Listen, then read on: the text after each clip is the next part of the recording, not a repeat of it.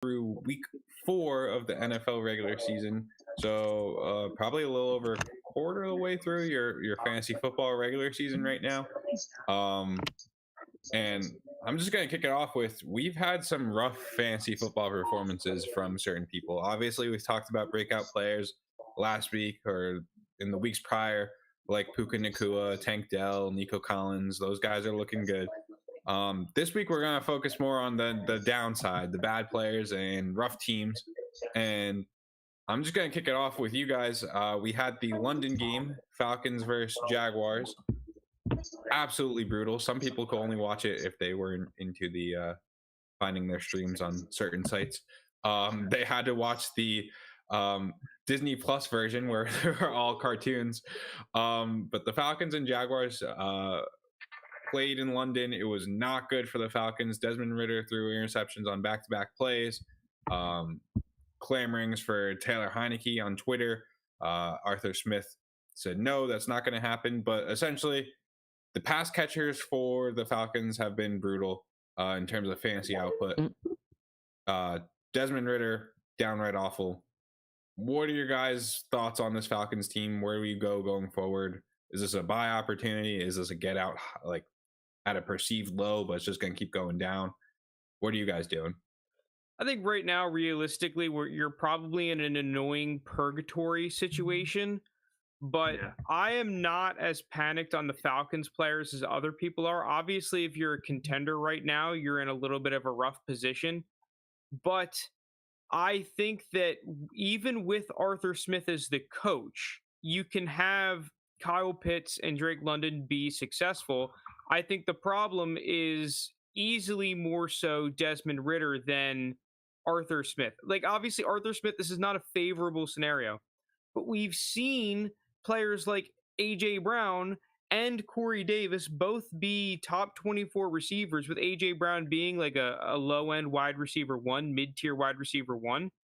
And it was because the offense was an elite offense, right? Tannehill was at least getting the job done. Ridder is not getting the job done, right? So whether that's he improves or Taylor Heineke becomes the QB or Arthur Smith gets fired, I think that there's so many paths for these players that are that have basically, to me, proven that they're talented. It's not them that's the issue, that I would rather be in than panic sell or anything. It's just, it's not going to hold for the long term, in my opinion. Go ahead, Lance. I was just going to say, yeah, I think selling either of them right now would be a big mistake. And kind of going off Frank's point, like, we know these guys are what is it? Kyle Pitts had the only 1,000-yard season as a rookie tight end in NFL history, I think, or maybe like he's one of 2 players to ever do it. But so no, I'm not. I'm just concerned about like more so just the rest of this season. And I guess if you are thinking to buy, do you think it'd be cheaper in a couple weeks if they're sticking with the quarterback coach combo? I do think at some point later in the season, Heineke will become the starter, and it'll be a nice boost for those 2 guys. Because I do agree, like, as annoying as Arthur Smith is, I think the QB play has kind of been like the main thing that's been fucking them. Because Desmond Ridder's not, at least in my opinion, the top 32 quarterback in the NFL. And I think Heineke will be a small boost over him. But so no, I think selling either at this point will make a big mistake. Well, I mean, it would be a big mistake, as like frustrating as they may be. Here's a trade that I've actually been seeing happen multiple times. And I think it's one of the more popular ways of pivoting off. A lot of people are trading their Kyle Pitts for Sam Laporta. What are your guys' thoughts on that? Do you think that's... Yeah, I'll be on the Kyle Pitts side, but the fact of the matter is that Sam Laporta has a pretty darn good chance right now of finishing higher. It's going to be interesting with Jameson Williams getting back, if that even helps Sam Laporta, if the Lions offense can really start hitting their strides in the passing game. But I think more times than not, that hurts Laporta a little bit. Dude, I think that the tight end position right now is just in a really wacky spot because none of them have really played up to their expectation. I think maybe Mark Andrews is the only one that is kind of been playing his way, other than these rookies, right? Laporta just going crazy. I think a lot of these guys, even Kelsey, hasn't really been insane.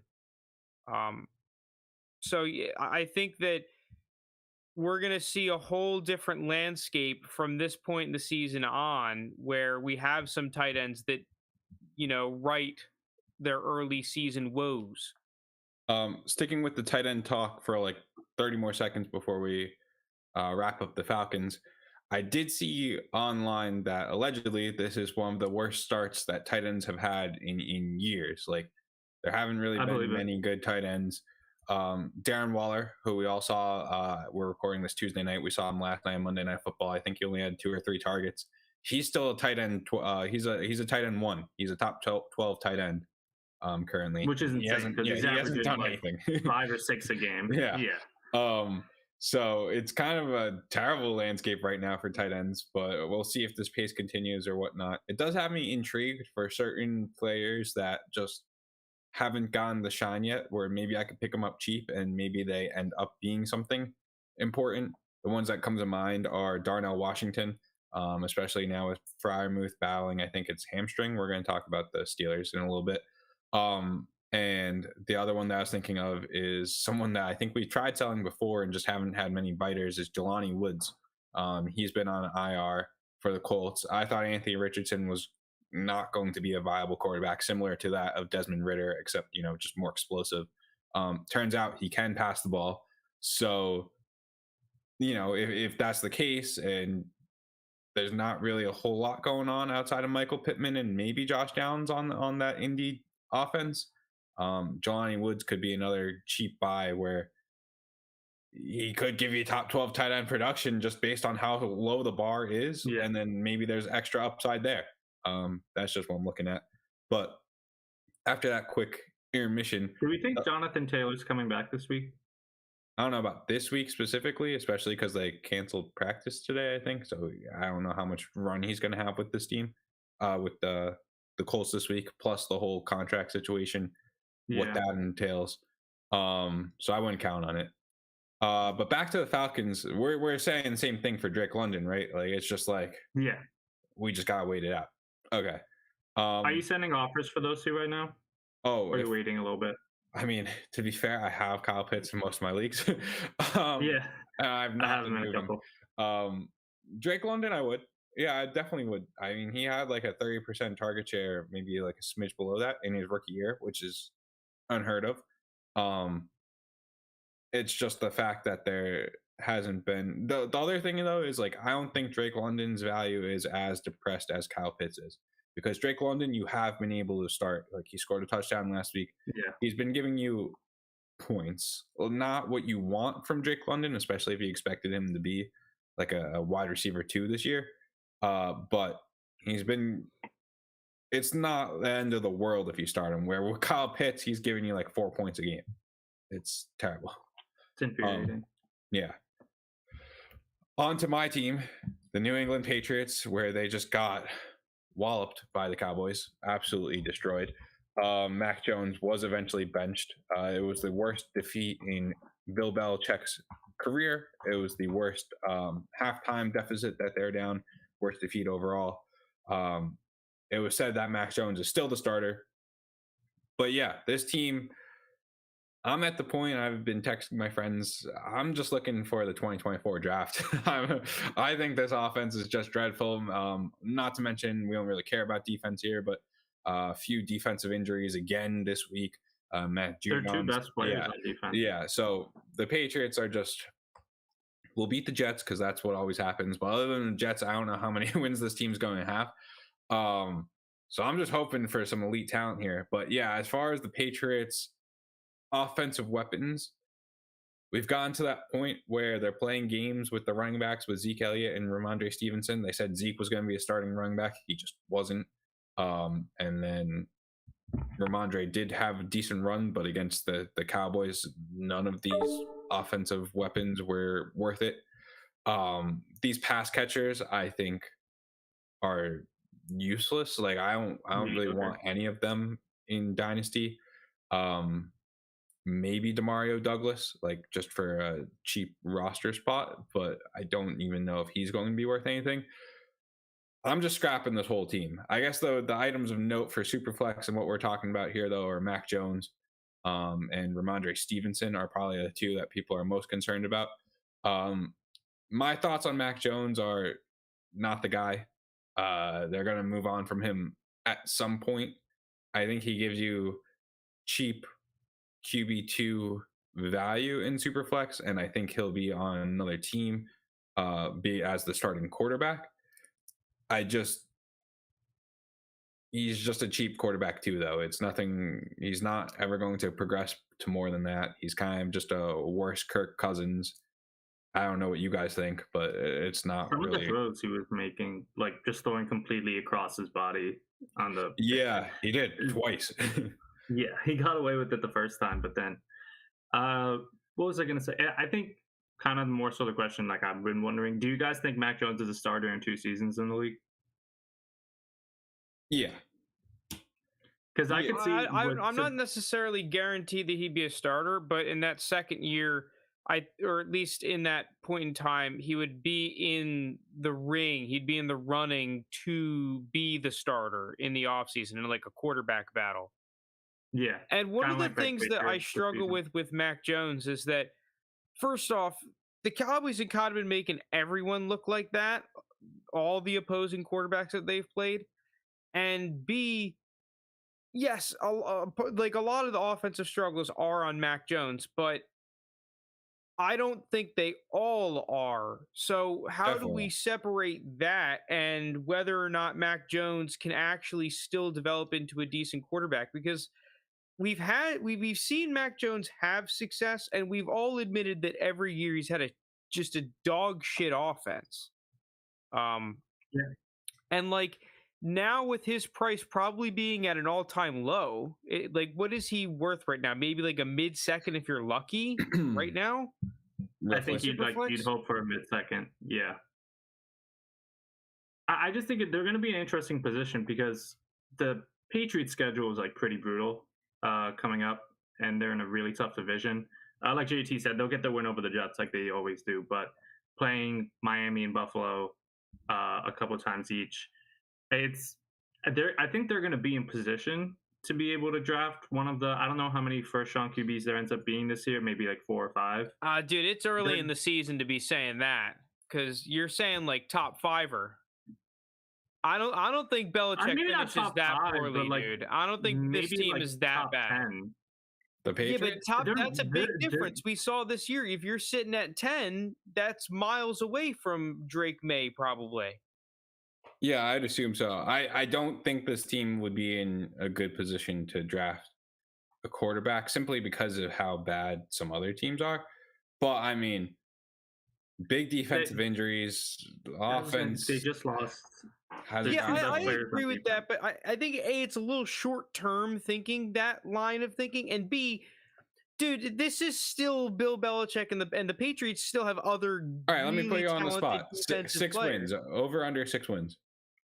I'll do 5.5. 5.5. Or 5.5. Okay. 5.5. I'll take the over. I'll say that the Patriots are getting 6 wins. Okay, so I mean, if I look at, that's a good number to put it at, because I was gonna guess like 5 or 6. You're gonna say 5 or 6? Yeah, right before you said the 5.5. So I mean, that puts you at like, if you're saying 6 wins, 3, 4, 5, 6, that puts you at like the 7th or 8th pick, roughly. You're probably not getting. You're not getting Drake May. You're not getting maybe. The thing is that it's so hard to determine right now which is a guy like Bo Nix going to end up smashing all the boxes and continuing to be a really good draft prospect, or is he going to be just cooked, right? The fact of the matter is, though, is that if you're not in the top 5 picks, top 6 picks, if it's a really stacked draft class, like 6 or 7, you're just not there. You're not getting the tier 1ers. You at that point, you're at the mercy of other teams picking like a corner or a tackle or a pass rusher and just foregoing a QB or foregoing a trade. And no teams trading it. Yeah.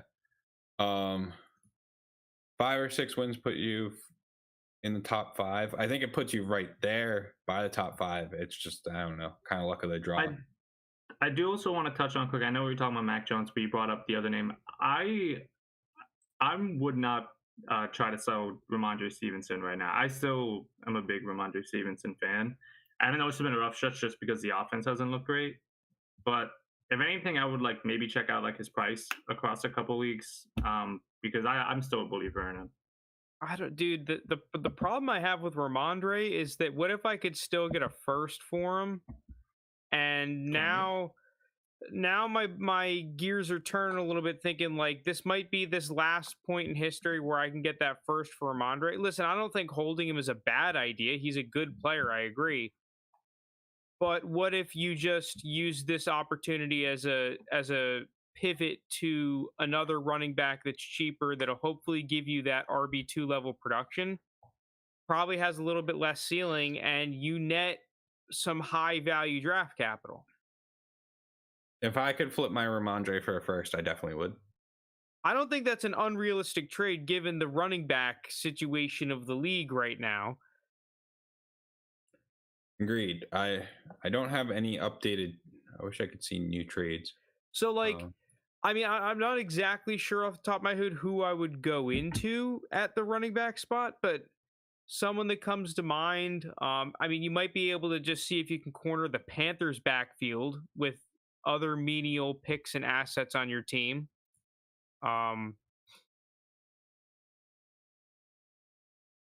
So this hasn't been updated since September 23rd, whereas Ramondre in a third for Quinn Johnston in a second is the most recent trade.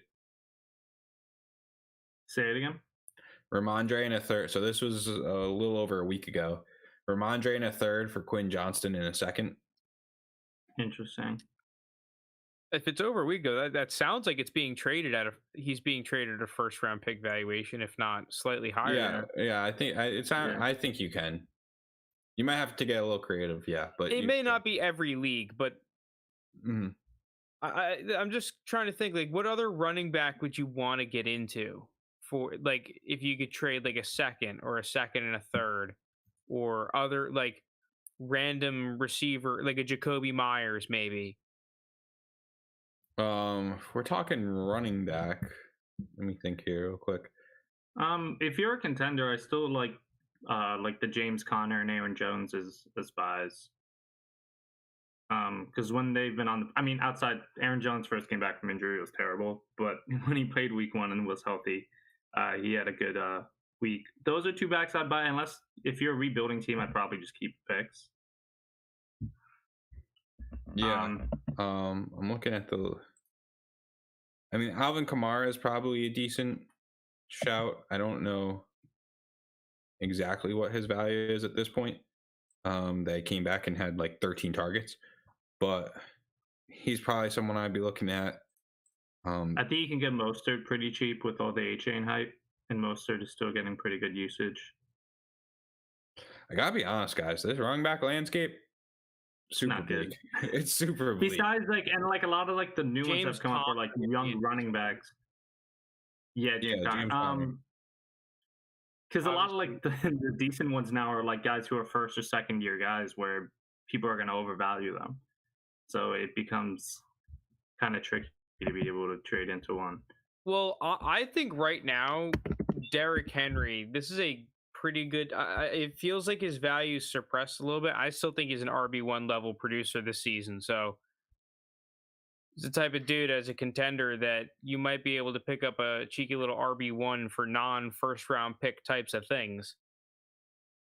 I'm still weary about Derrick Henry. I don't know.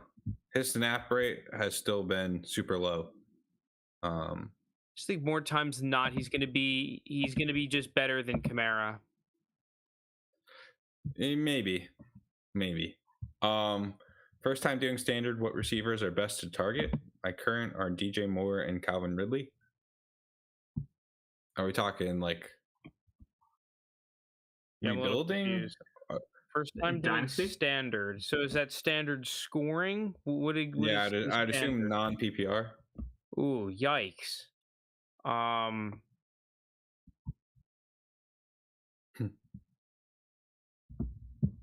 Ooh. Oh, non-PPR.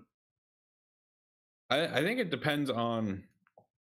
We need more context. Like, what are you looking to compete that right now? point, I guess what kind Calvin, are you like trying to win now, or are you trying like a reposition? if you're trying to win now, yeah, Lunis, you're lagging a lot. You're gonna have to figure that out.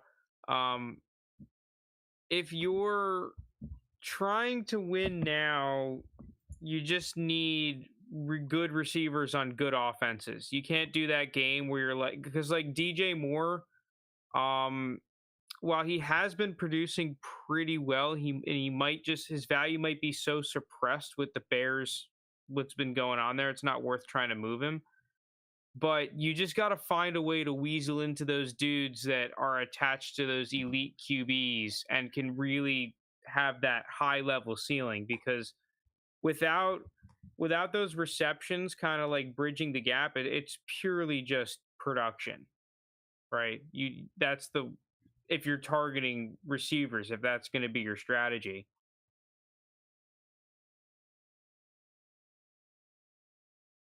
Yeah. I kind of want more context before I figure out what to say here. So hit us up with like what your team build is, what you're looking for. So if I were to do a trade, I think potentially Cooper Kupp. Now the buy window may be over, but if he misses this week, because it sounds like he's going to miss this week, and maybe that injury window is still there. He's someone that can probably give you like Stephon Diggs level production, and you'd probably just have a better time buying than Stephon Diggs. Deontay is another player. Let's say a guy that drafted Deontay, his team isn't very good. You might be able to pick him up at a relatively favorable price, and maybe the Steelers figure it out. That's probably not a great buy, though. Well, let's get into Steelers talk because they're next on our thing. Kenny Pickett, I guess, avoided major injury. But this offense dude, we're this. And I hate our fan base, but I do agree with them. Like, Canada's just not it. I disagree with their reasoning for why Canada's not it. They just think that he's like the worst thing to ever exist. And I don't agree with that. I just think it's one of these scenarios where the offense is built around running the football.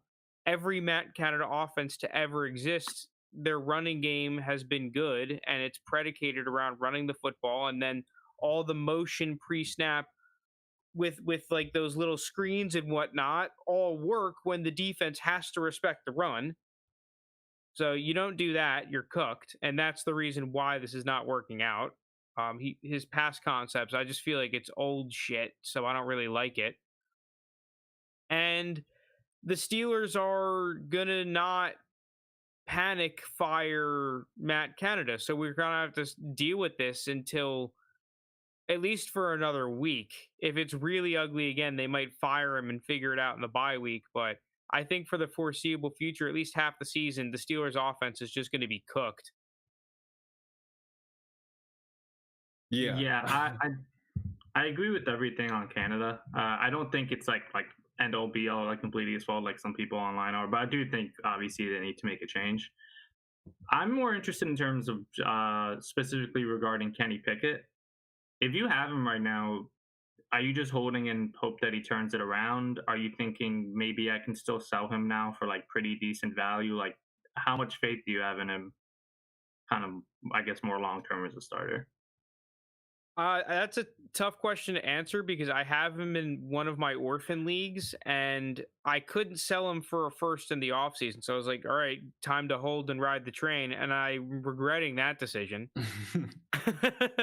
So I don't really know what to do because I feel like I don't want to sell for the second, simply because if he comes back from injury and then comes and struggles still, he's probably still worth a second round pick.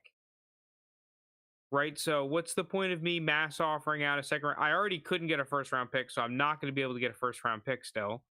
I'm just struggling to see why I would panic sell right now because I'm not at the point where I'm like, oh, Kenny Pickett's completely done. He can't figure it out. And if I think I have a little bit more time before I can't get the second. I agree with you. Go ahead, JT. He's been a below average quarterback his entire time. Yeah, that's one of the issues. So it's just like. But the Steelers have been in a below average offense at the same time. Yeah, but I don't think you like. What excuses can we really afford Kenny Pickett that we can't like? I think the issue. Okay, here's one of the issues, and you might be able to apply this to Mac Jones too, which is why it's an annoying evaluation. I just think fundamentally the way that this offense thinks is not going to fit, because this offense wants to control the defense. They want the defense to be on their heels, right? Like all these little things are consistently getting like, 4 yards here, 6 yards here, right? Oh, a nice little chunk here, another 4 yards here. The offense is constantly behind the chains, so none of it works. And Kenny Pickett is consistently just doing all these small little, like conservative little throws. Right? It's almost like the difference that we saw from Zach Wilson in that primetime game, right? He finally goes out there and at the top of his drop is just fucking letting it loose, ripping the football. Like that's what this offense needs to be. I do think if you bring in someone that brings a little bit of that in with the weapons that we have, he could start to cook a little bit. That's kind of what we saw at Pittsburgh, in college, at least. Yeah, but it's just, I know what you're saying and everything, but we haven't seen it yet. And to me, someone that's a career 11 touchdown, 13 interceptions to start a season hasn't done anything yet.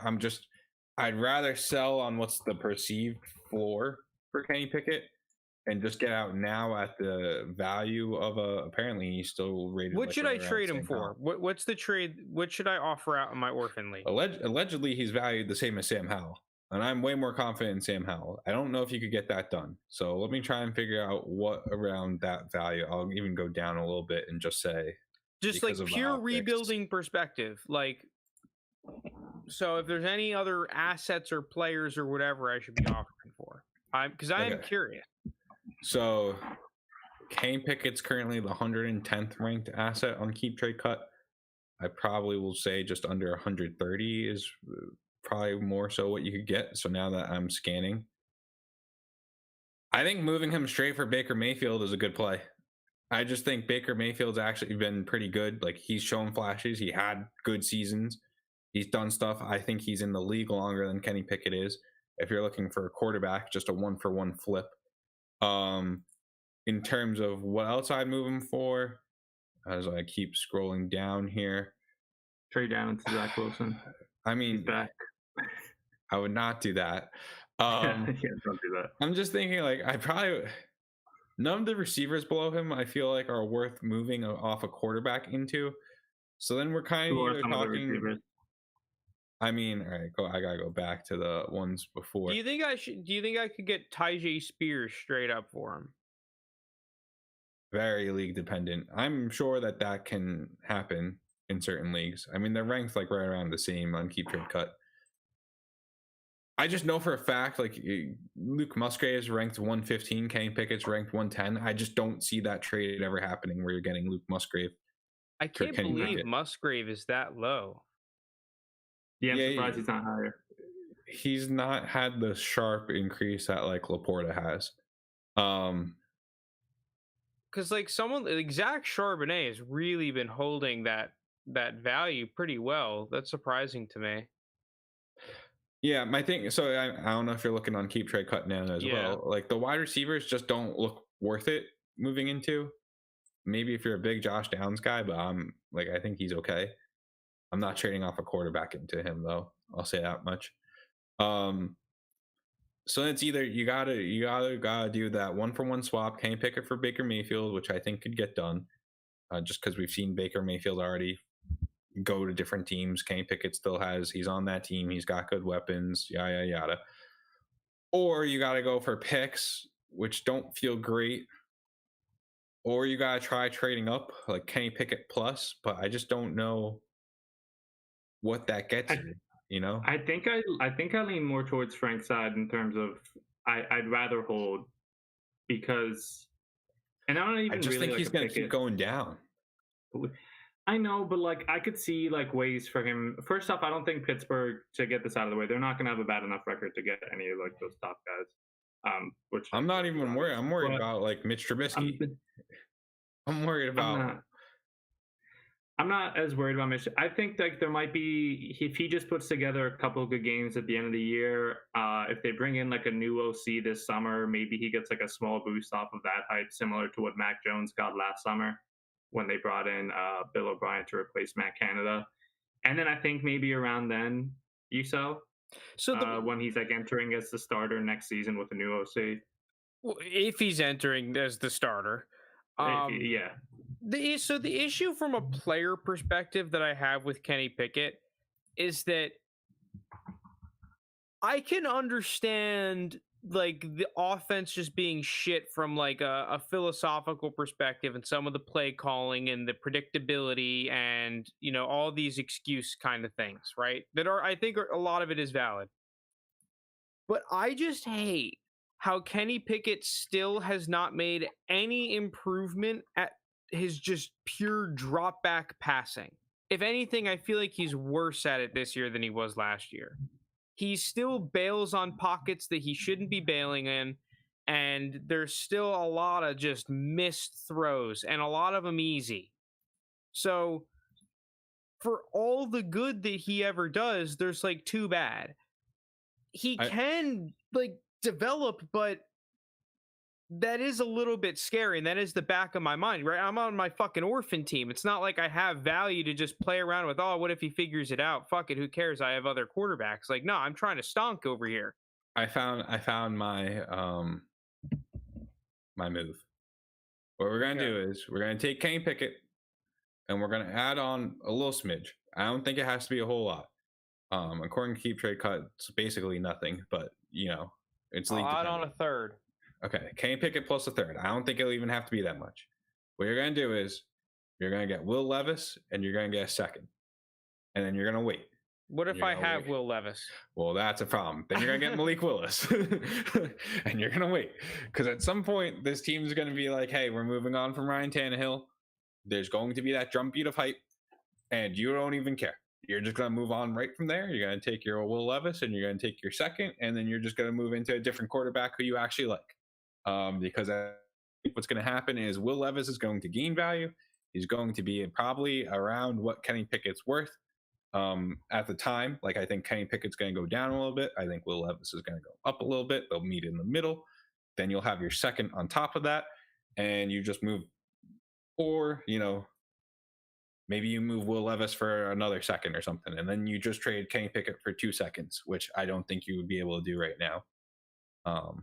So however that works, I think that's probably the easiest way to build value and just get out of what I see as a flailing asset. Okay, so what's the trade I should offer here specifically? Well, you have Will Levis. Yeah, I have Will Levis. Well, that's unfortunate. All right, let's come up with a different quarterback. It doesn't have to be a QB. It could be fucking anything. Yeah, but I like keeping the key. I like having the QBs, right? I mean, listen, I could always draft a QB. I mean, that's the plan to begin with, right? Like, what? I know he's coming off like a good week this week, so maybe like there's like recency bias. But what would it take on top of Pickett to like pivot into a Geno Smith? Probably not much. Was he even that good from a fantasy perspective? Because I mean, he was out for a decent amount. He threw 1 or 2 touchdowns. I mean, they're essentially even on Keep Trade Cut. You would have to add an Allen Robinson or Deontay Foreman. That's essentially even. Yeah. So maybe like that kind of deal if you're still trying to win right now. Geno Smith's another one where in your orphan league situation, that's not really the case. I don't hate that trade at all, actually. Moving Kenny Pickett into Geno Smith. Like, dude, I have much more faith in Geno Smith to be a starter for you. I agree with that. So that's an interesting take where you kind of just try to move him into anything that's more reliable, because Baker Mayfield is on the same wavelength, but I'm not as confident in Baker Mayfield. Oh, yeah, for sure. I mean, if you look at Geno's numbers for like between last season and the start to this year, he's been really productive. I mean, a lot more last year than this year, but yeah, but this year he hasn't been bad. I know JSN managers are pretty frustrated, but in terms of just Geno Smith himself, he's been because right. the thing is that the guy that has Geno is also a rebuilding team. So if I make it a good value deal, I can get that deal done. Like if I really want to get Geno Smith, I can overpay slightly with. I have third round picks. I've generated a handful of them. I did one of those deals moving Jacoby Myers in the third for Luke Musgrave because I just don't want to hold Jacoby Myers. I think he's a decent player, but I thought that was a good deal. I was surprised when you were worried that you may have. I guess I don't know. I'm pretty high on Musgrave from what I've seen so far this year. I am too. So I think that Musgrave is just a guy that's going to stick around and be a good tight end. Yeah, same. So yeah, I guess all in all, Steelers offense not super great. None of us really here are huge fans of Kenny Pickett long term. Nope. I mean, I like our receivers, but man, this ain't it, bro. This ain't it. New York Giants. Well, we were just talking about Geno Smith, so yeah, they got Geno Smith and the Seahawks sacked Daniel Jones 10 times. Geno Smith, on Monday Night Football. So yeah, that's the first thing that needs to be mentioned is that, I mean, the offensive line, not only are there just like communication issues, which I think are on Daniel Jones, a lot of them, but it's just their interior is getting blown up. Their tackles are just not blocking people at times from miscommunications. It's just a fucking Evan Neal looks like a really bad bust. But so far, the thing is, though, is that this offense was able to move the ball. It was just the red zone turnovers that absolutely killed them. So while I think you take a team like the Steelers just getting completely walloped by the Texans and not being able to do anything, at least the Giants, that could have been a really close football game if the Giants didn't turn the football over. They had 2 4th and shorts that they didn't convert, and then the Daniel Jones pick 6. The pick 6 right there. And then also you get Saquon back now. Daniel Jones fumbling at like his own 15, and the Seahawks just had it. Like the Giants. Yeah, this is a game without. The thing is, this team. I know, but we can say that. But if you look at Daniel Jones' season as a whole, it's Daniel Jones is not good. The problem is, I don't know how to evaluate like the rest of this team, right? Because is Darren Waller washed, or is this just a case of this team so bad? Wan'Dale Robinson's kind of looked exciting, but how exciting can he be on this team if they're not going to be scoring many points? You know, like I'll say this: the Cowboys have kind of been beating everyone down, so I'll be willing to write off that game. This game was also kind of an aberration. It's just where we get to like we're talking about the Cardinals game where they still weren't able to do anything against the Cardinals, which many people had as like a but picking first. I mean overall. but also like I know the game should have been closer, but still like if you look at Daniel Jones like final numbers, this is the Seahawks defense. They let Andy Dalton go up and down the field pretty easily. I think Andy Dalton had like 300 passing yards with a washed up Adam Thielen and Terrace Marshall. That just the week prior. That is true. Once again, though, because I agree with that, and that's the thing that I initially thought of, but the Giants moving the football wasn't. It was at times, I agree, but they were able to have multiple drives where they basically drove the length of the field. It's just those turnovers that completely killed them. So, like, this is a struggling Giants offense, too. This is a Giants offense that was getting shut out by the Cardinals, right? A Giant.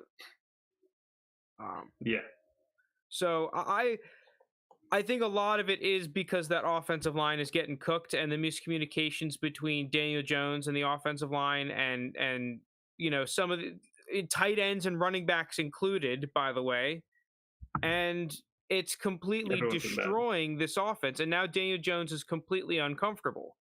And I think you saw the Seahawks had a good game plan. A lot of that squatting on those underneath routes with those really athletic corners. They couldn't do anything vertically, and It was really ugly. Yeah, I mean, I'm looking at the rest of the Giants' schedule, and it doesn't look like they're going to find much relief against other teams' defenses. They're starting. You can already lock in 1-5. Like the next 2 games, they're going to get. I don't think you can ever lock in anything in the National Football League because you have to remember. I think half of those sacks are just pure miscommunications. If you wipe those off the board, I'm just saying. Regardless, though, they're not playing. I know you don't want to cupcake defenses. I was going to say you don't want to lock it in, but like they're on the road against 2 of, if you want to argue, the top 5 teams based off just the season so far. Right. Yeah, it's not looking great, but you can't. Listen, man, you can't lock anything in the NFL. It's crazy out here. But where I'm going with that is I don't think it's going to get much better in terms of strength of schedule. So it's, does this team put it together with Dable? Does Daniel Jones figure it out? I'll say I feel more confident in Daniel Jones figuring out than I do Kenny Pickett or Mac Jones. But that being said, I'm not buying into. The only thing is, I think I wait a little bit. I don't like timing the market, but I think I wait a little bit, and I think I'll try and buy Wan'Dale Robinson before the deadline because I think he's an exciting playmaker on this offense. I think he's the only one other than Saquon that I think has long-term value. I also wouldn't panic sell on Darren Waller right now. No, I think so. I wouldn't panic sell, but I'm not going out and trying to buy the dip on Darren Waller either. I'm not sure I am either because I still think he's cooked. Yeah. But he will get. He's consistently seeing a lot of targets still, so no other tight end you can really have as that level of consistency. All right, let's get into the Saints here. I'm a little bit panicked on the Saints. Not from oh my God, this offense is completely dog shit, but I do not think that this is going to be a good offense at any point in the future. Like, I just don't think that they're average at best. Can I say something outlandish? Sure. Yeah. Thank you.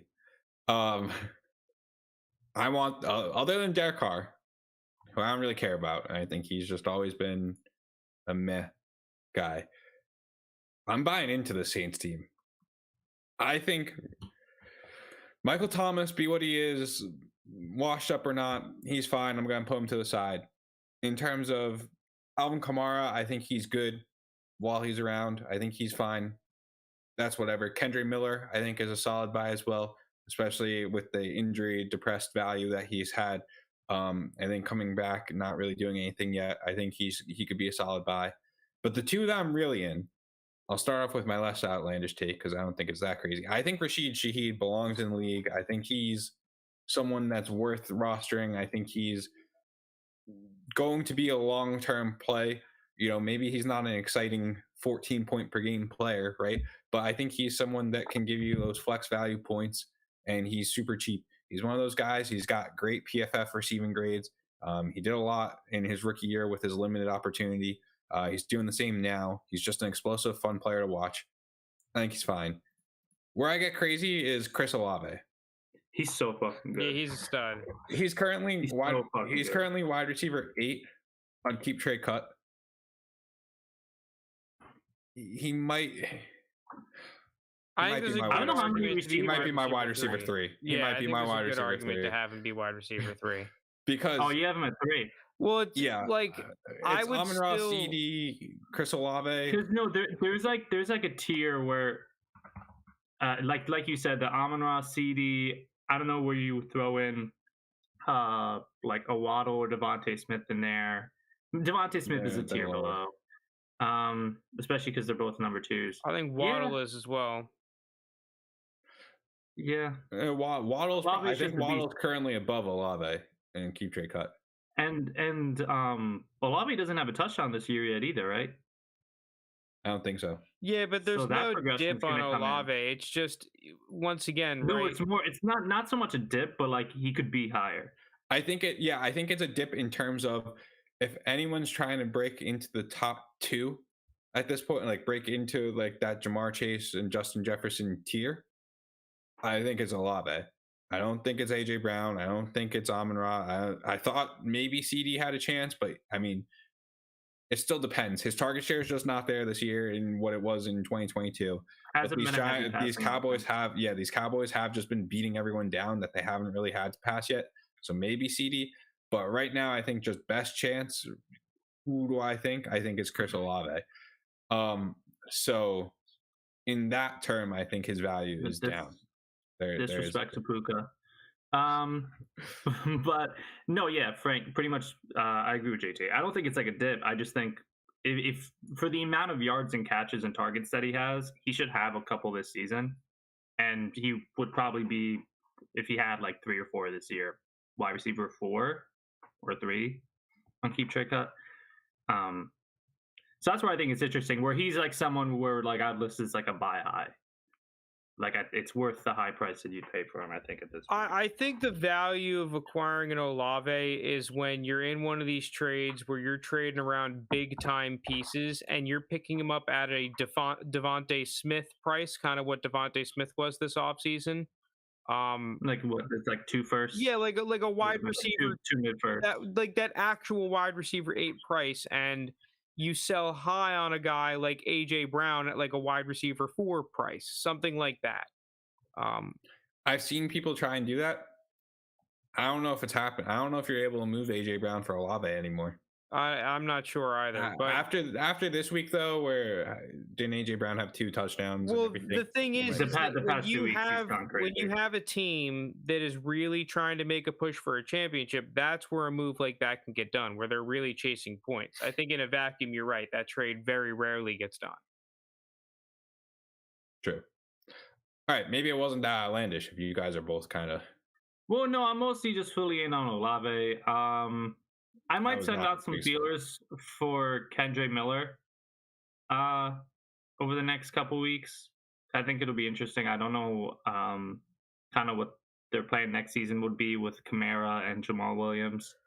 And I still like him. I like him on like a similar level to A-Chain. I know A-Chain now, everyone's like, I don't know what's his dynasty running back ranking gone up to? Who knows?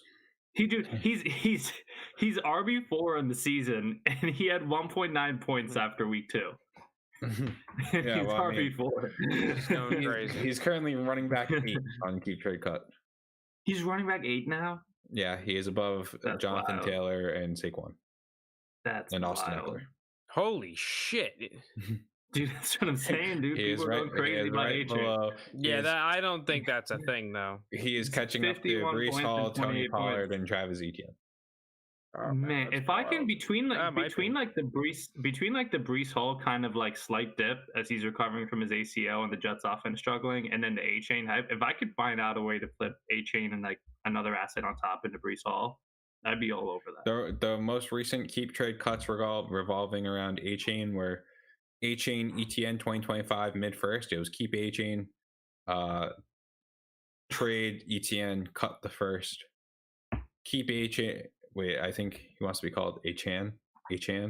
Trade Jordan Addison. A-Chan. Trade Jordan Addison. Cut Bryce Young. Keep Cooper Kupp. Trade. I'll call him Devon. And cut Bryce Young.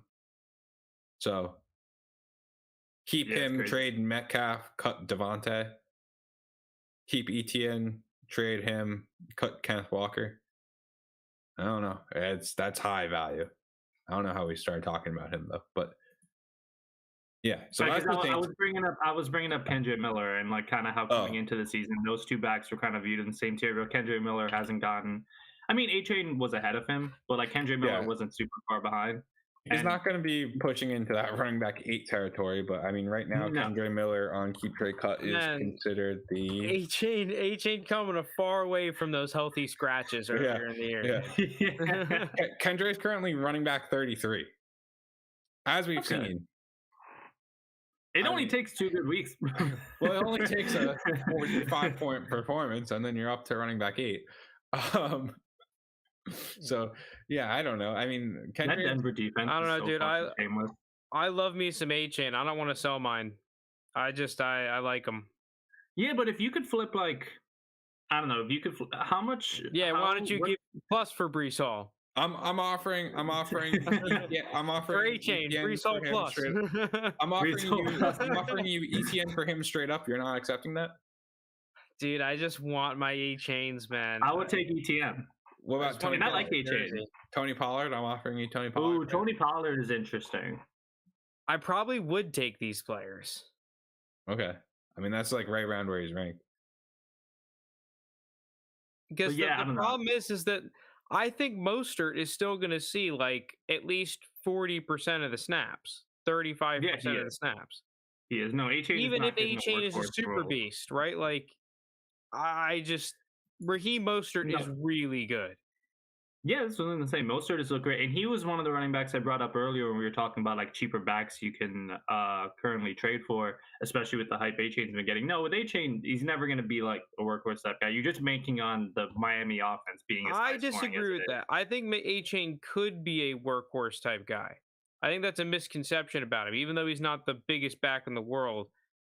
I mean, that's what he was. That's what he did, and why Texas A&M was college. able to kind of turn their offense around. I more They so meant started this handing the season with ball to him Mostert. 25 times a game. Yeah. But I don't think that will happen on this current offense Yeah. because Raheem Mostert is good, and if Jeff Wilson comes back, I think that he is also potentially good enough to see the field. Wilson's solid. Yeah, he's just a good back. All right, let's get into the Panthers. Are you putting the panic meter on Bryce Young? No, The immature. no, not at all. I think Bryce Young is fantastic, man. I really like what I've been seeing out of him, which is, you know, you're going to be the only person. I feel like I'm the only person saying that. Dude, the anticipation throws that him and Stroud make are ridiculous. I think he's for been young fine. players. And he's got no help. Where CJ Stroud, No, he has zero help. CJ Stroud's got Tank Dell and Nico Collins. They're looking to trade for a big time wide receiver because for a wide receiver one. They're not doing Bryce Young justice currently. I mean, when Terrace Marshall's leading your team in targets, I like Terrace Marshall. He's getting 10 targets for this team. You're in trouble. Jonathan Mingo's ended up being nothing. So I think part of the issue with Bryce Young is that he just plays the game at such a ridiculous level, and some of the passes that he makes are just so absurd that he just doesn't have that chemistry with the offense that some of the other guys that are able to make these throws do. And that's why instead of seeing these amazing touchdown passes, you see it bouncing off their face mask. And I also think potentially why you saw a guy like Andy Dalton come in there and have a little bit more success is that Andy Dalton is just more used to running this NFL offense and he doesn't have any upside, but he's going to execute your game plan at a replacement level, like slightly above replacement level. Right? He's going to just kind of go in and do his thing. And he's started in the league for a long ass time. He can go in there and have success. So give Bryce Young real quick, just all in all, I think if you give Bryce Young some players that he actually gels with, some people that he has that chemistry, just one guy is really all he needs. And I think you'll see him really turn it around. I don't even think it's turning it around. He's improving week over week so far. I think week one was definitely his worst week, and I think this has been his best week. And it's just been constant, slow, steady progression. And if you do end up getting him someone, I don't know who that would be, who's in the market to trade their wide receivers in the middle of the year. But yeah, if they're able to, there'll probably be a couple teams that start to shop guys. I don't know what the Raiders are gonna do. So you think like Devontae is on the block? I don't think they're gonna move on from Devontae. It'd have to be one of those younger guys about to get a contract, but even so, I don't know where those teams are. T. Higgins, if the Bengals. No, like why would the Bengals? Like the Bengals are. You draft Marvin Harrison. Can you imagine? They're not going to be that bad. The thing is, like those teams, they're not going to be bad. Like they're going to be looking to be competing and fighting for playoff spots. I don't think they're going to move on from their top wide receiver who's going to get a contract. It would probably have to be something this offseason. I don't see a big time receiver again. I think part of the Bryce Young, because I was kind of making like joke of it earlier, with like him being like underwhelming, whatever. I think it's just more so like people have seen Stroud and Anthony Richardson get all this hype, so that kind of has added to like some of the Bryce Young hate. Because yeah, you're right. He's zero weapons to work with. He has had a lot of good anticipation throws and drop touchdowns, and he is wide receivers that can't get open, which just doesn't help at all. I did see, which I know the Dynasty Fantasy Football Reddit page is just kind of like always a shit show. But I found it interesting because they did a thread earlier today that kind of got a lot of traction with like how would you re-rank the rookie class, which I think is a terrible idea to do after 4 weeks anyway, because like guys like JSN and Quentin Johnston really haven't done shit either, but I'm still super high on both of them. And it's like interesting to see how like Bryce Young has fallen compared to like where people had him pre-draft. I think it's a mistake. I think it's reactionary. But yeah. Well, I think it's fine to say that you would rather prefer CJ Stroud or Anthony Richardson. Or Anthony right now, Richardson. No, yeah. I think that putting Bryce Young now just like tiers and tiers below his pre-draft ranking, I think is where the mistake would be. I saw a Bryce Young Puka Nacua debate that had a lot of comments. I would still take Bryce Young, but it's crazy that that's a discussion. I mean, Puka's valued a decent amount over Bryce Young on Keep Trade Cut currently. Yeah. Man, Puka's crazy. I don't know how to value Puka. He's leading the NFL in receiving. It's insane. Right. I don't know how to fathom Puka. This guy, absurd. He's literally Like- Danny like, Rojas just running is he- around like... Is he like the dynasty wide receiver thing? Someone brought up a good comparison, like with like how kind of people are dismissing it, like the production just because they were low on their draft grades earlier. People, I thought it was a good comp. They were like, this is how no one got in on, or not enough people got in on Amon-Ra early enough. Because they were like, yeah, he's producing, but he was like a low round pick, slot guy. Well, getting a lot of Amon-Ra in the didn't middle do of the field. anything until the second half of the season. Second half of the This is season, yeah. But right I off just the meant, gate. Yeah, this is wild, man. what is Puka in dynasty rankings now? He's wide receiver 12. The thing is, He's you wide can receiver try to 12, yeah. comp it to something you've seen. Listen, man. I have not seen Puka Nacua very often, right? Leading Like, the NFL in receiving is nuts. It's quite literally nothing we've seen. yeah. But dude, Stafford is fucking dealing though. Can we just take a moment to appreciate that Stafford is out there he swinging the fucking looks bill? amazing. This I thought guy he is was washed. insane. Someone brought up the good point, like Puka Nacua is on pace, obviously, to lead the NFL in receiving. You look like the all-time great receiving seasons: Calvin Johnson, Cooper Kupp, and then now Puka, all with Stafford. Yeah, all with Stafford. He's carrying, all with Stafford. he's carrying these receivers for Stafford's like him. 3 years. He's him. No, he's been impressive this year. I thought he was. I would love to see the Rams make the playoffs, man. With this team, that would just be so fun. I think they got a shot. I think one wild card spot, like the 5th seed, is automatic between whoever doesn't win the division between Philadelphia and Dallas. I think it's safe to assume Seattle will probably get one. I'd love to see Arizona. I don't think the NFC North is going to have anyone outside of Arizona. Imagine Josh Dobbs going out there and leading them to the playoffs. When's Kyler coming back? Kyler, I still think Kyler's going to be Dude, back. you can't sit Dobbs. Yes, you can. And I love Josh. You can't put him back on the bench.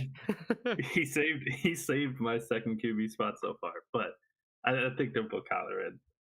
All right, well, But speaking Dobbs, of T. no, I'm Higgins, fit. though, let's hit the Bengals real quick. I'm going to imagine that we're all not panicked on the Bengals. No, but like if you have if you're a contender and you have Joe Burrow this season, it has to be insanely frustrating. Because it's like you don't want to bench him because he's fucking Joe Burrow, but he's fantasy wise, he hasn't been a QB2. I think there was a post in the Dynasty. There's a post in the Dynasty Fantasy Football subreddit that was looking at how bad Joe Burrow has been. I'll see if I can pull it up. If you look at like the passing stats, like yards per game, quarterback rating, yards per attempt, completion percentage, he's bottom 3 in the NFL in every category. I'm pretty sure that there's a good amount of kickers that have outscored Joe Burrow. I'm not surprised. Yeah. No, like with Zach Wilson Sunday night game, Zach Wilson has like a better, I think, completion percentage and quarterback rating than Burrow. Like it's been awful.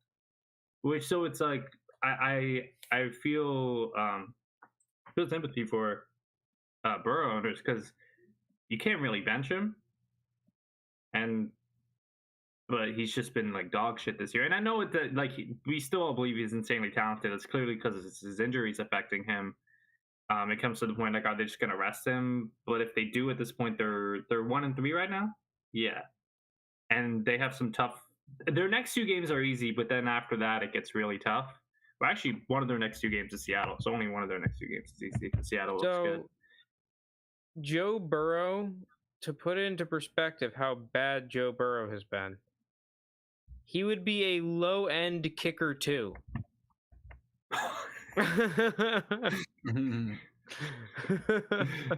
Dude, it's been bad, man. He is right at what Chris Boswell.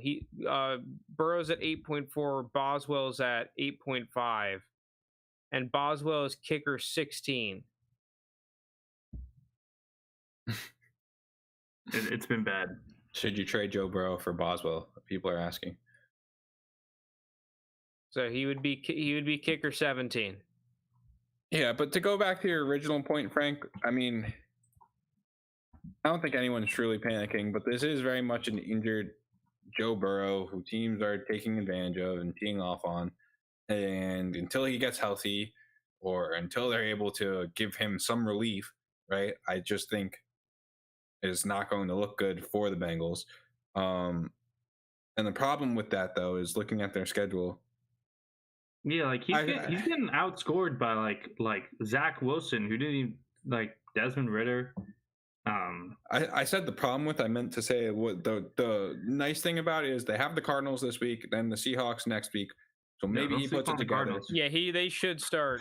But going. Even if that doesn't happen, he's got the bye week in 3 weeks from now. They'll get healthy. Yeah.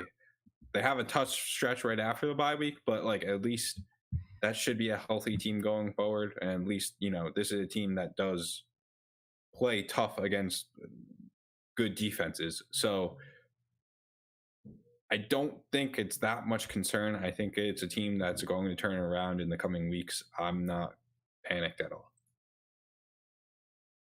All right, let's get into some trades that we're doing. I can start it off if we need a trade that we're doing, unless you guys have a trade that you're doing. No, go ahead.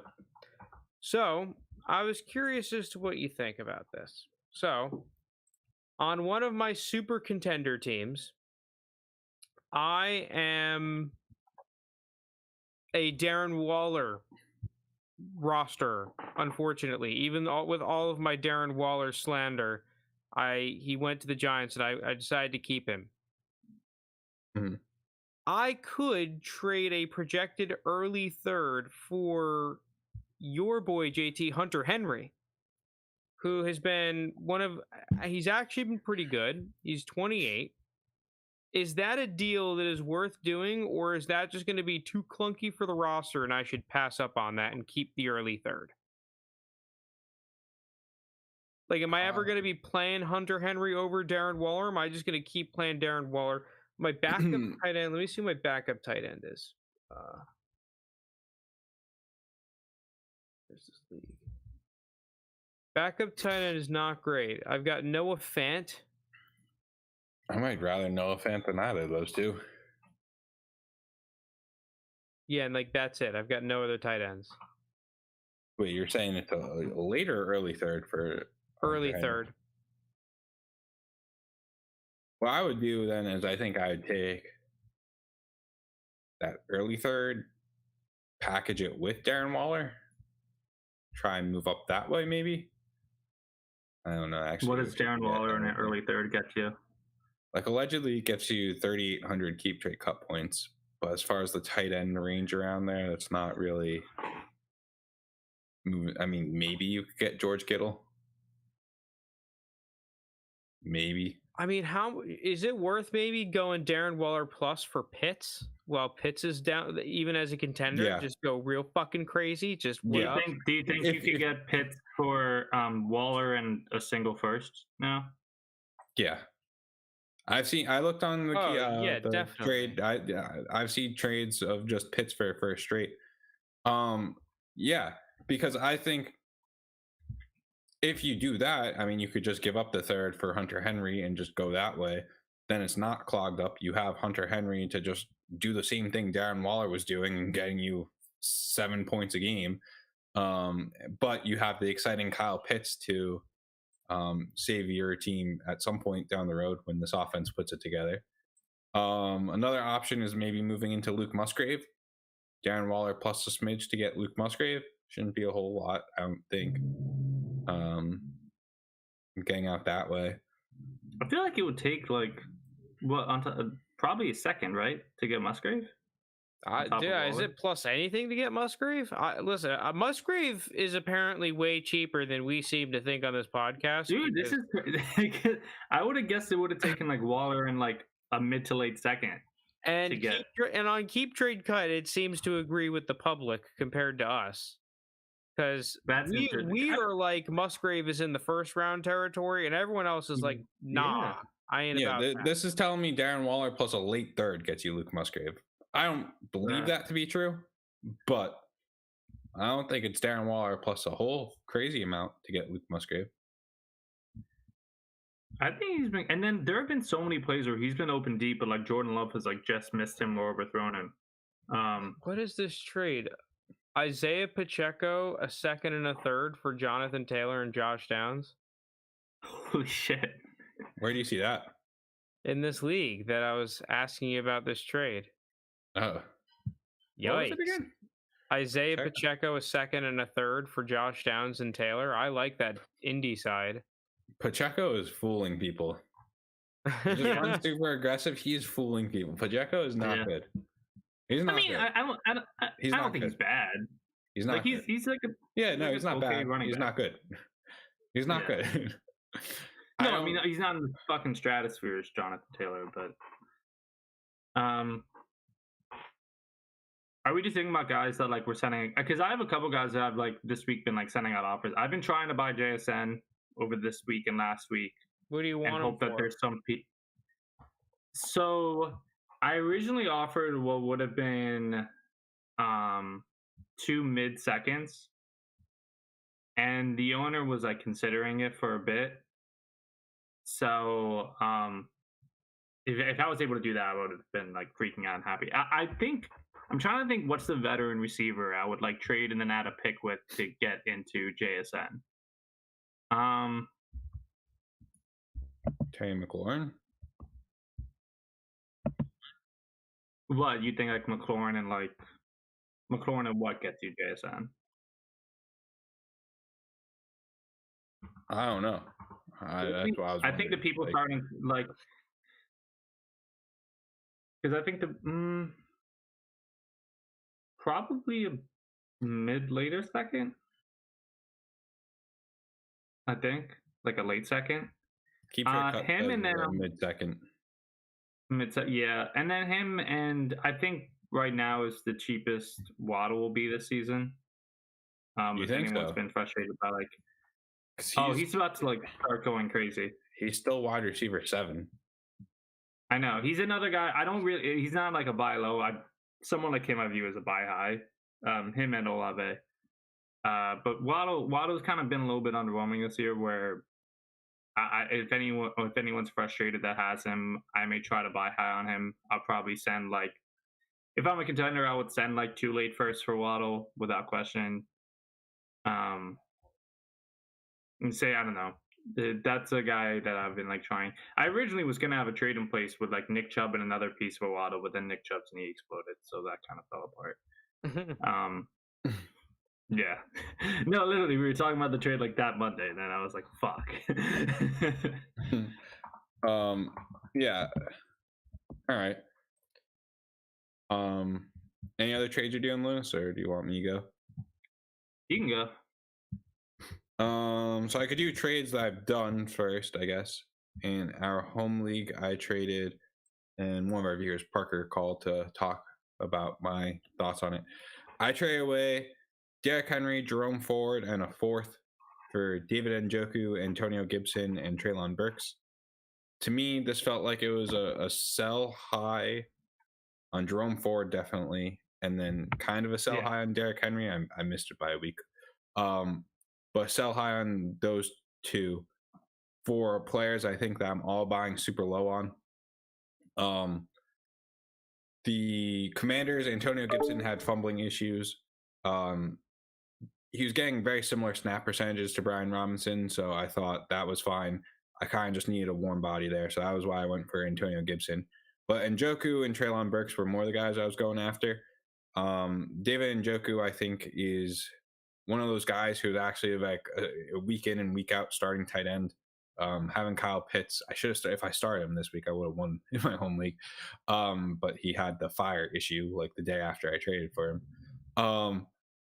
David Njoku, though, I think is very good in terms of he's got a good target percentage. He is a pretty focal point on this offense. Obviously, it's Amari Cooper first, but then I believe it's David Njoku. You could argue Elijah Moore. It's just a team that hadn't put it together yet, but did have a string of very tough defenses right off the bat. Now they're going into the bye week, and then they have a much easier schedule coming up. I think David Njoku is going to look good for the rest of the season, especially with how low the bar is set at the tight end position currently. I think he'll be a very solid pickup. Treylon Burks is kind of that risk reward guy for me. I think this year might just be another throwaway year for Treylon Burks in terms of he's got that lingering knee issue. He's going to be out, I would assume, this week as well as he was last week. And DeAndre Hopkins still exists and is still putting up a pretty nasty target share. But at some point, the philosophy on this Titans team is going to change. They can't always be running the ball. Ryan Tannehill is on his way out. I don't know what that starting quarterback situation is going to look like. I don't know what any of this Titans team is going to look like. But I'm still buying into Treylon Burks, the player who, when is fully healthy, which has been short-lived so far, has been really good. But it's just, that's the risk reward there. He hasn't been healthy. I could just be buying a Jerry Jeudy Part 2, where it's just exciting player but can never put it together kind of thing. But I figured at the price of someone I picked up in the 5th round of a rookie draft and an aging Derrick Henry, I thought it was fine. As far as trades I'm looking to do, in the 3rd and 20 league, I sent out a trade. It hasn't been accepted, rejected, countered, or anything, but it does build off the trading for Olave. I would send CeeDee Lamb. This is big. All right. Might need to get our notebooks out here and write it down. I'd be sending CeeDee Lamb, Travis Etienne, a 2025 first, a 2025 second, and a 2024 second. So Lamb, Etienne, a first and 2 seconds for Drake London, Olave, Breece Hall, and Mac Jones. Hasn't been accepted, rejected, countered. Etienne. Yeah, a top 5 wide receiver, a top 10 running back, a first and 2 seconds for a top 10 receiver, a top 30 receiver, a top 10 running back, and a quarterback. Who were the players you were getting again? It was Breece Hall, Olave, London, and Mac Jones. Oh, Olave, London. Okay. Hold on a second. Let me do some math here. I told you might need to get our notebooks out here. This trade is fucking crazy. Yeah, I texted a person and I was like, incoming, like this one's wild. That's great. I love it. Yeah, it's nice to be in this league. I feel like I have a lot of flexibility with where my team's at and what I can do. Yeah, so Keep Trade Cut says that Keep Trade Cut, I would advise it's not really worth when you're putting in all these pieces in a trade calculator. Would you would you rather have CD in a second or Olave and Mac Jones? Olave and Mac Jones. CD in a second or Olave? I'd rather Olave and Mac Jones. That's close. Are we assuming like a random second? Sure. Yeah. Now, would you rather have Breece Hall or Etienne in a second? Breece Hall? Maybe Etienne. Breece Hall. I'm still so high on Breece Hall. I might be Etienne there. Because how I've broken down the trade is that London and the 25 first, I'd rather have London. So I think you're winning that part of the trade. Breece Hall for Etienne in a second. I think I'd rather have Etienne in the second. And then you have, I think this is the real crux of it, Olave and Mac Jones or CeeDee Lamb in that second. Yeah. Because I think it really depends on how you value CeeDee Lamb compared to Olave, and whether, like, if you're the person that legitimately has CeeDee Lamb at that wide receiver 3 and thinks Olave is a tier down, or if you're kind of like we were saying earlier and thinking that Olave and CeeDee Lamb are in the same tier, then I think that you could see why, like, and if that's your line of thinking, then yeah, that's why you like this trade, especially because you're getting a pretty decent price on Mac Jones in London. It is funny looking at it in terms of it was four. Wait, were they? No, they weren't all the same draft class. It's 322 first and 2021 first, late 2021 first for CeeDee Lamb, Etienne, 2 seconds in the first. I don't know. I mean, my rationale about it was kind of the same, where it's I feel like I'm buying a bunch of players at their depressed value for players that I think are at their what they should be worth, with a little smidge extra in the. It's Keep Trade Cut says I'm giving up a late second extra in value, or a Derek Carr in value, and to me, I think it's worth it to just get into those players that I all really like. I don't know if I really like Mac Jones, but he's a warm body quarterback that I think will be in the league, and I think he'll be starting he'll be getting playing time still for a while. I'm much more confident in Mac Jones than I Dan. think he'll be the Patriots. He'll probably be the Patriots starter again next season. Another trade I was thinking of doing, this is, I guess, almost going more into like philosophical debate, but I've got this contending team. I lost Nick Chubb. I have a good amount of draft picks at my disposal. I've got a first, 2 seconds, 3 thirds for this draft class. So I've got some shit to kind of play around with. 2 tight end league. Is it worth trying to move these picks around for contending pieces? Or, and I've kind of noticed this from the draft, like with this 2 tight end thing going on, I feel like in a 12-team league, these draft picks now become so much more valuable, because these random tight ends are now actually pretty good. Like your Cole Kmet can now actually blossom into a first-round pick type valuation, almost as much, if not just as much, as the running backs can. Where does someone like Darnell Washington go in rookie drafts? He's gonna still go in the 3rd round. Okay. The tight ends are increased a little bit more, but I think it's more so the good tight ends are now actually valued more so than like all tight ends are now insanely valued. I think it's similar to the QBs, where it's like the really good ones you really fucking want, but if you're a trash QB, you're still going to be worth a 3rd. Okay. So in that essence, I don't know. I feel like you hold the picks. So like, yeah, these 3rd round picks now, I'm thinking, man, especially last year, man, if you were picking up like the guys who picked up Musgraves and Laportas and whatnot in the early seconds and thirds and whatnot, just wherever they fell, man, those are great picks. And yeah, this is a really good tight end class, but I think you could go back and just look at, if you were the dude if you just had extra picks to scoop up tight ends at cost, you're almost bound to hit on one, not necessarily long term, but a lot of these guys have at least looked like they were going to hit initially. Cole Kmet was probably a dude you could have sold for a pretty penny at his heyday in a 2 tight end league.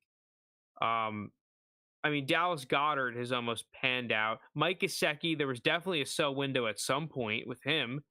For sure. I'm just trying to think of random tight ends off the top of my head that were like decent draft prospects. Noah Fant had like a pretty. He had like a window where he was like. So even a guy like a Cade Otton, though, let's say you pick up Cade Otton late 3rd round. Even if you can't, because I have him, I can't really sell him for a lot. 2 tight end league, like my second tight end rotational kind of pieces, it's kind of nice. He's low, he's at least plays like. Yeah. No, yeah, it's true, dude. Is it harder to get a tight end in this league than a quarterback? Yes, it's so annoying. Okay. Well, I think the problem is that there's just not a lot of good tight ends. So no. There's more good quarterbacks. The problem is too, like starting quarterbacks, like every team has a starting quarterback, but like when you're looking at tight ends, right? Like someone like Durham Smythe, or like I'm trying to think of who else, like maybe Conklin, especially now with the Zach Wilson there. Yeah, I could see where that becomes like a huge issue of your tight end, whoever the heck is tight end now for the Bengals. Yeah, all right. I think I just hold the picks. What really makes this league annoying is a mid tight end is now really firmly in the Mixon paradox, right? A guy like a Freiermuth, you now have to invest some serious cash to acquire any of those types of tight ends. Yeah. And that is not helpful to make a market liquid unless you're willing to pay that 1st round pick for that kind of tight end. Mm-hmm. And I can imagine how so many.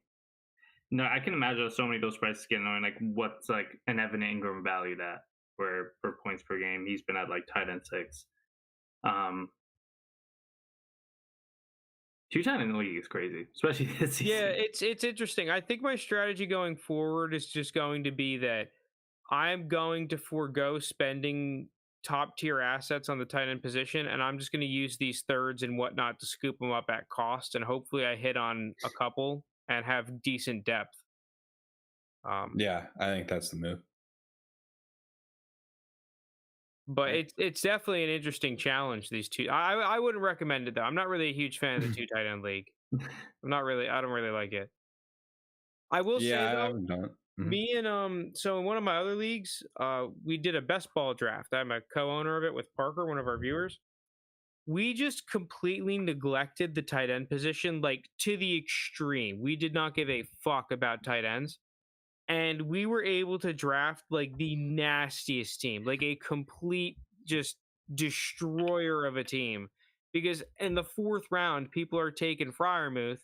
And I'm like, okay, yeah, I'll nab up like Garrett Wilson and then Drake London and then, like this player and that player. And everyone's like, yeah, give me Njoku in the 5th. Fuck yeah. Like, so I was like, dude, fuck that. No, I can imagine how crazy a draft like that is for 2 tight ends. But I like that aspect of it. No, I think that's it. Made it this far. Thank you so much for listening. Thank you so much for watching. Really appreciate it. Like, subscribe, all that stuff. We love y'all. We'll catch you next Tuesday.